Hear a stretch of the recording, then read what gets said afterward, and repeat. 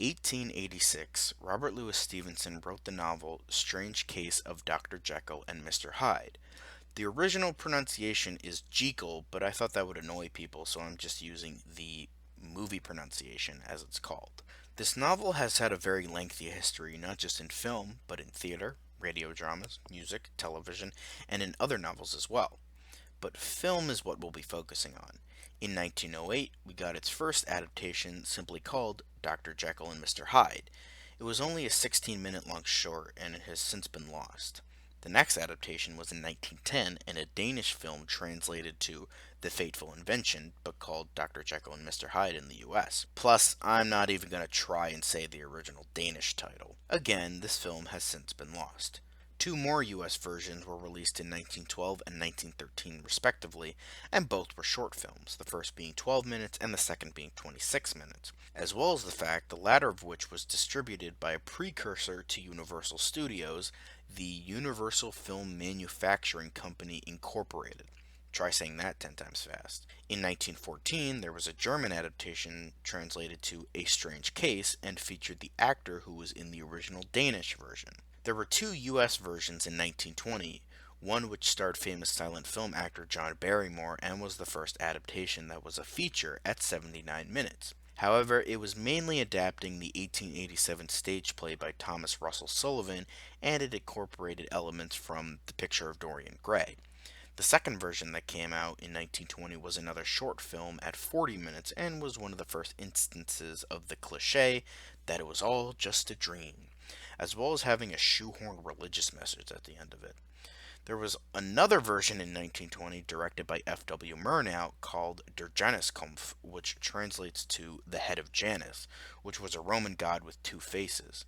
It even had Bela Lugosi in the film, but in a minor role. It was actually an unauthorized adaptation that predated Nosferatu by 2 years.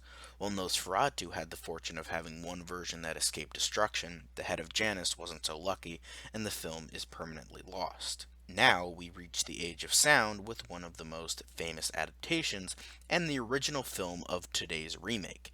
It is once again following Thomas Russell Sullivan's stage play more so than the original novel.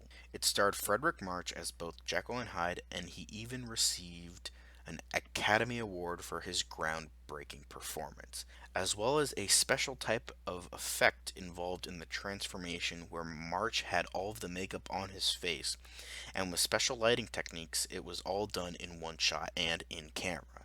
Now, the version I'll be talking about today is specifically a remake of the 1931 version rather than another readaptation, so there is that. In all honesty, I think the 1941 Dr. Jekyll and Mr. Hyde wasn't that great, unfortunately. I haven't seen the original 1931 version, not yet at least.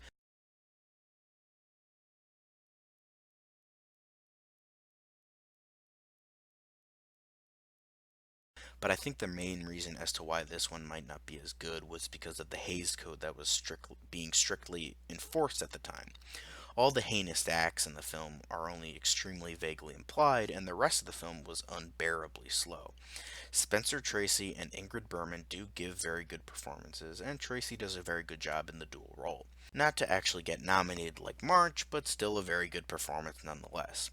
The first few transformations are accompanied by very strange and surreal sequences involving Jekyll, Bergman's character Ivy, and Lana Turner's character Beatrix Emery, who Jekyll wants to marry. I kind of like these scenes, but they were only used for the first two transformations.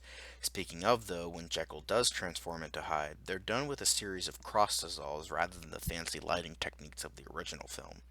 I also do like what they did with Hyde here. Hyde looks more like a very grotesque man rather than the strange monkey-like monster in the original film. But they are both good for their differences, but I did like what they did here. It's not a bad film by any means, as it is helped by various highlights, the performances, and some creepy atmosphere at points. I just wish it wasn't so sanitized to the point of uninteresting for the most part. I maybe wasn't in the right mindset, so consider this an incomplete review. Mainly because I do hate to shit on older films when I'm not in the right mindset for them. So I say watch it to gather your own opinion for